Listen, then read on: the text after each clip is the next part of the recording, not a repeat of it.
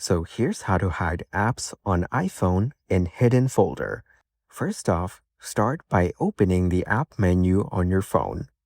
Now, press and hold any application from here. Tap on Require Face ID from the options. This app will now require a Face ID or your passcode to open or show content in other apps. Then, tap on Hide and Require Face ID. This app will no longer be visible on your iPhone, except in a few places such as Settings. Tap on Hide App below to confirm.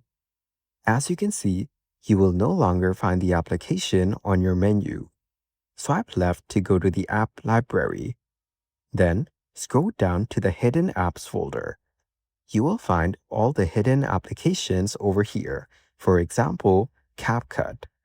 And that's it. You can now easily hide apps on iPhone in hidden folder.